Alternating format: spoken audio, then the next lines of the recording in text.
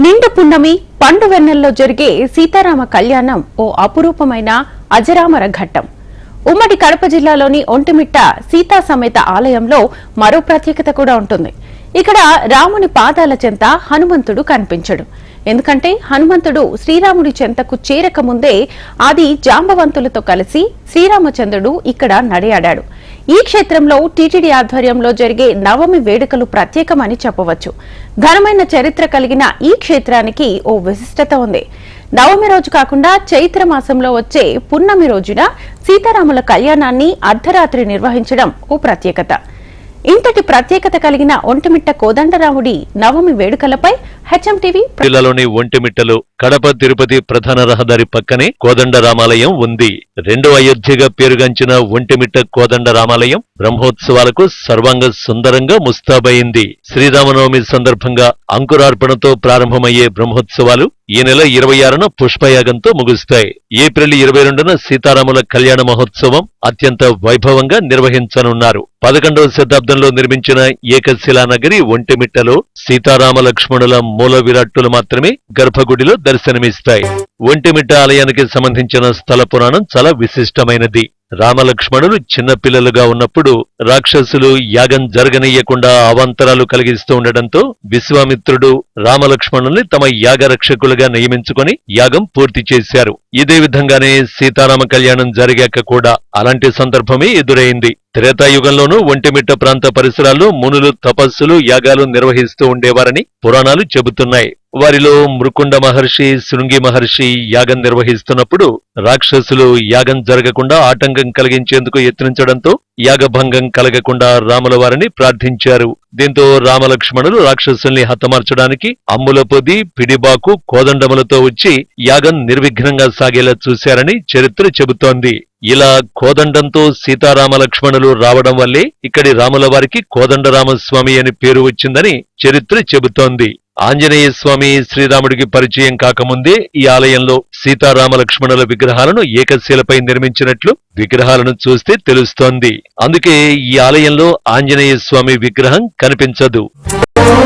ఎన్ని ప్రత్యేకతలున్నా, ఎంతో చారిత్రక నేపథ్యం ఉన్నా ఇంతకాలం ఎందుకు ఒంటిమిట్ట నిరాదరణకు గురైంది అన్నదే రామభక్తుల్ని ఆశ్చర్యానికి గురిచేస్తోంది.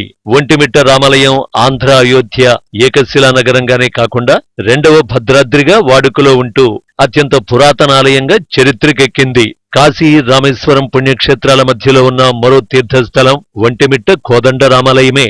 అందువల్లే ప్రతి నవమికి ఇక్కడ రాముడి కళ్యాణం అర్ధరాత్రి జరుగుతోన్న మొదటినుంచి ఓ గ్రామ దేవుడి కళ్యాణంగానూ ఓ ప్రాంత దేవుడి కళ్యాణంగానూ తూతు మంత్రంగా ముగిసేది. దివంగత మాజీ ప్రధాని పివి నరసింహారావు ఒకసారి తిరుమల వెళుతూ ఒకమారు ఒంటిమిట్ట ఆలయాన్ని సందర్శించారు. ఈ సమయంలో ఒంటిమిట్ట కోదండ రామాలయ విశిష్ట చరిత్ర విని ఆలయ శిల్పకళను చూసి ముగ్ధుడయ్యారు. అటు తర్వాత ఒంటిమిట్ట కోదండ రామాలయానికి భారత పురావస్తు శాఖ ద్వారా నిధులు కేటాయించి అభివృద్ధి చేయించి ఆలయ అభివృద్ధికి పాటుపడ్డారు. 2002 సంవత్సరానికి ముందు ఇక్కడ సీతారామ కళ్యాణం గురించి బయట ప్రపంచానికి తెలియదు అంటే అతిశయోక్తి కాదు. ఆ తర్వాత కూడా ప్రభుత్వం పట్టించుకున్న దాఖలాలు లేకపోవడంతో ఇక్కడి కళ్యాణానికి పెద్దగా ఆదరణ లభించలేదు.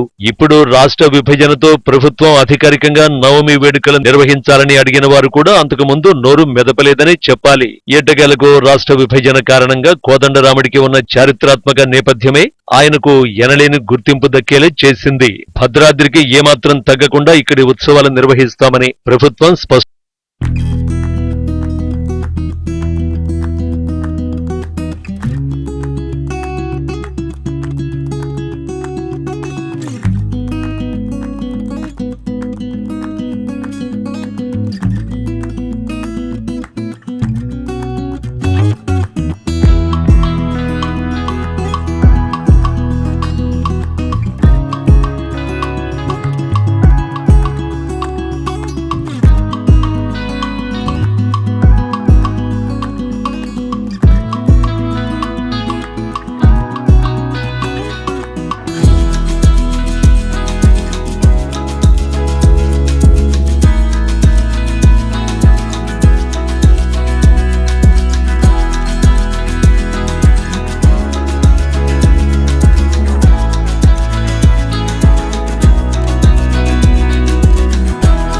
సీతారామస్వామి కళ్యాణాన్ని ప్రభుత్వం అధికారికంగా నిర్వహిస్తుండటంతో ఏపీ ముఖ్యమంత్రి వైఎస్ జగన్ ఈ కళ్యాణానికి హాజరు కానున్నారు. దీంతో టీటీడీ సైతం ఈ వేడుకల్ని ఎంతో ప్రతిష్టాత్మకంగా తీసుకుని ఏర్పాట్లు పూర్తి చేసింది. మొత్తం మీద ఈ ఏడాది రాములోరి కళ్యాణం వేడుక కన్నుల పండువగా జరగనుంది. భక్తుల కోసం అవసరమైన ఏర్పాట్లను టీటీడీ సిద్ధం చేస్తోంది. తీర్థ ప్రసాదాలు, మంచినీటి వసతి కల్పించనున్నారు. పోలీసులు పటిష్టమైన భద్రతా ఏర్పాట్లు చేస్తున్నారు.